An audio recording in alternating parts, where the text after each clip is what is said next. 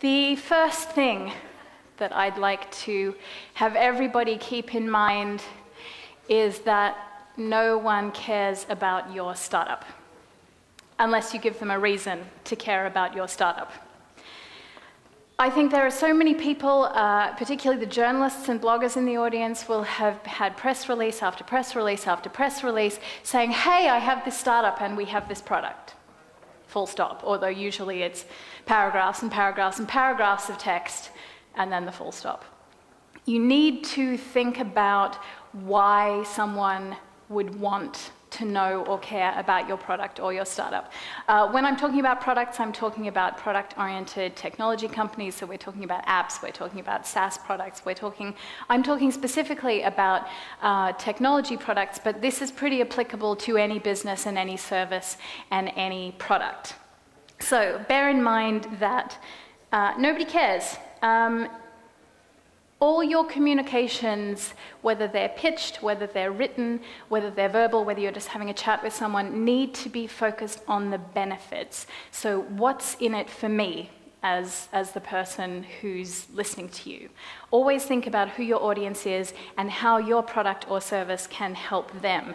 What's the story that will interest them?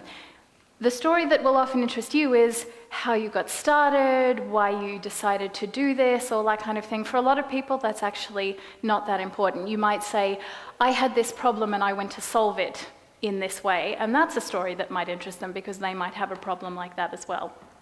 But remember what the product's for. No one cares about your internal reasons for doing things as a business. This may seem like an odd one to come after the previous one, but you need to talk about your startup.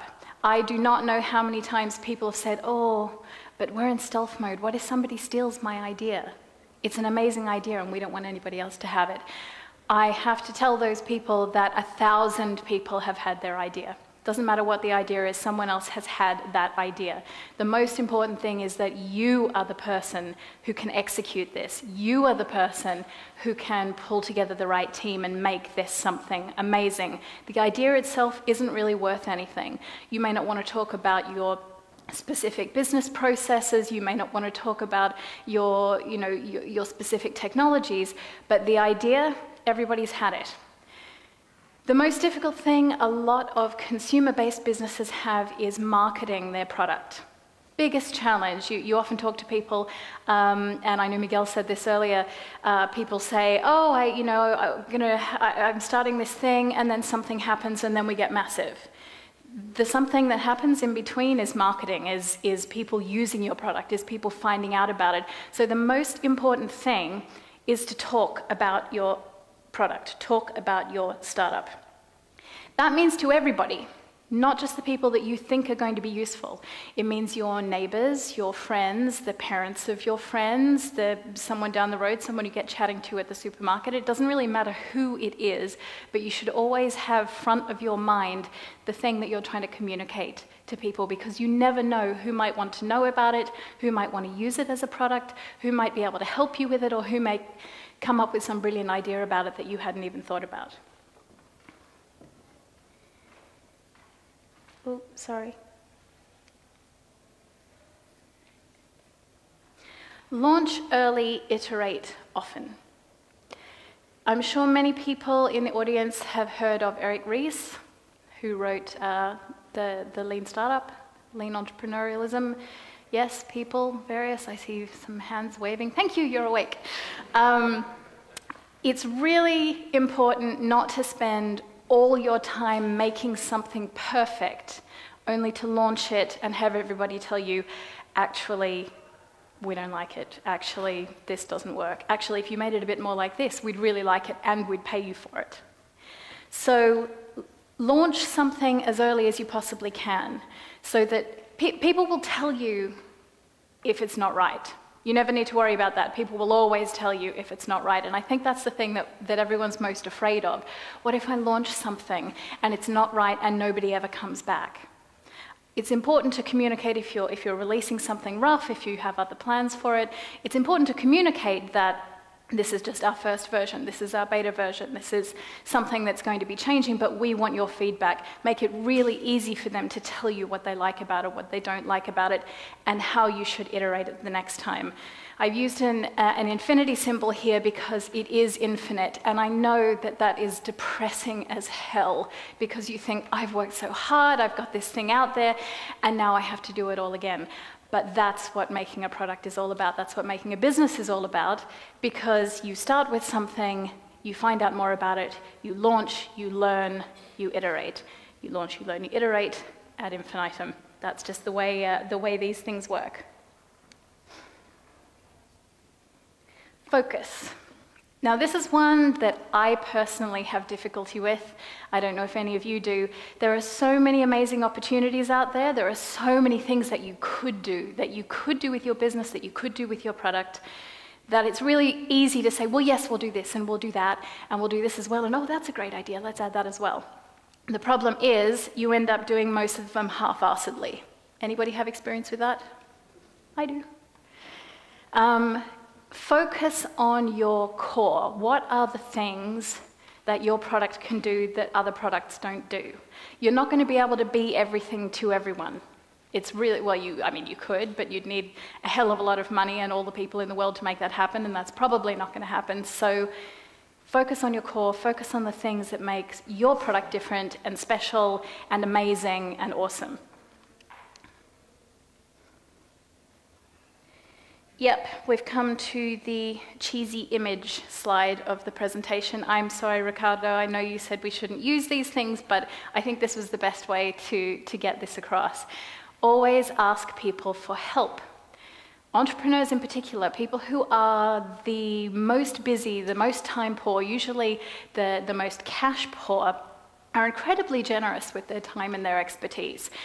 We see it all the time at Tech Hub, people clustered around each other's machines, people trying to help each other out. You are having a problem with something, you go and grab a coffee and you're chatting to people, and other people saying, oh yeah, I can help you with that, or I know a guy, or I can do something with that. Let me sit down with you for 10 minutes and I'm sure we can work this out. Always ask for help. The other thing is, work out the things that you're really good at and you're really bad at. All the things that you are really bad at, even if you have no money, you should not be doing them.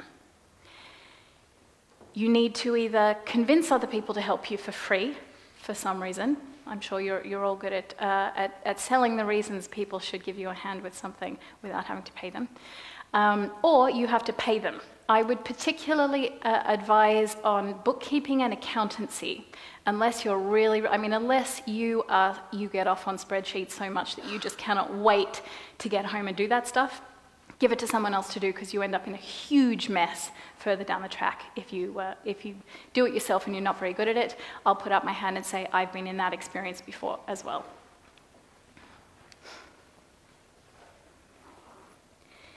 Get good at networking. This is really helpful for the previous slide about getting help. Work out who you know, who other people know, and how you can put those people together. It's really important to be able to reach out to people. The asking for help only really works if you can get to the people that you need to get help from, and networking is the best way of doing that. A lot of people are a little afraid of networking. They think it's all sort of, hello, here's my card, hello, here's my card, buy things from me, which it's not. It's about chatting to someone, finding out what they do, having a bit of a talk about what you do, talk about something else, talk about something not to do with work for a bit, and get to know them and become this hub of knowledge and contacts. If everybody knows that you're the person that they should go to find out who they should be talking to about something or how to do something, you become this center where other people will offer you things and they'll come to you when they need help as well. Now, I'll pause for a moment while I let you read that, if you can read it.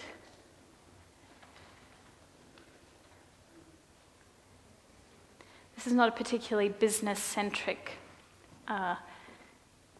image, but you get the idea. Think about what other people need. It's not just about developing your product, which is obviously very important. You need to think about what people need, but actually listen to other people. The networking thing that people are afraid of often is that they see it as akin to sales, and we all are salespeople in some way or another. I always say in my businesses, every single person is a salesperson, and if you're not, you've got to go. Because everybody should be able to talk about what your business does, why it's important, and why someone should want to be involved with it. The thing about sales is what you're really doing is problem solving, which actually sounds a lot less scary than sales. Sales, again, sounds like here, have my business card, buy things from me. But nobody's going to buy something if they don't really need it, or if they do, then they're not going to really like you very much because you sold them something that they didn't need. So what you want to keep in mind is, how can I solve other people's problems?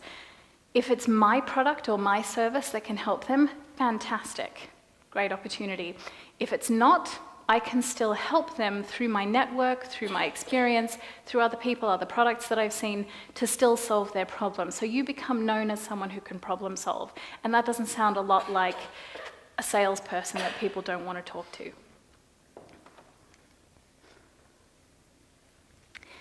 And this one's quite important. It's essential to listen to other people, to get advice, to get opinions, to listen to customers, what they think about your product and all that sort of thing. But no one will ever believe in you and your business like you do. No one will ever love your business like you do. And there are times where you just have to trust your gut on things. It really, really sucks when you're wrong about something, when you're like, this was my gut feeling, this was my instinct, and I did it, and I completely fucked it up. Nobody wanted it, no one was interested. What is worse is saying, yeah, well, that's what I feel like we should do, that's what I think is the right thing to do, but I've been listening to this person and this person and this person, and they don't think we should do it, and you're wrong. Kicking yourself for being wrong when you were right in the first place, I don't know if any of you have had that experience, but I haven't. It really sucks. Saying, I knew it, I should have listened to myself. Sometimes you just have to listen to yourself, and sometimes you'll be wrong, but that's okay. And I only have one more thing to add. Don't forget the little things in your life that are also important. For entrepreneurs, it's really easy to get totally and utterly tied up in your business. I know what it's like. You know, we work 80, 90 hours a week, and it's all about the business. This is Varley. He's the dog of someone who comes into Tech Hub sometimes, and he runs around and has fun and generally perks everybody up. And it's actually really important to think about those little things that make your life more interesting, more exciting. Even though I'm a big advocate for working very, very, very hard on your business, you can't forget about all those things that actually mean that life is worthwhile while you're working on this business or after you're working on this business. And that includes all the people who are going to be there when your business tanks, when your business explodes, when your business is over. It's very important to remember those other people and those other things in your life, and not to lose perspective on those, even if you're head down buried on certain things for your business for a while. So that's really all I'm imparting today. A bit of just information about how to contact me, tweet at me, that sort of thing. And time for questions if anybody has any. Thank you.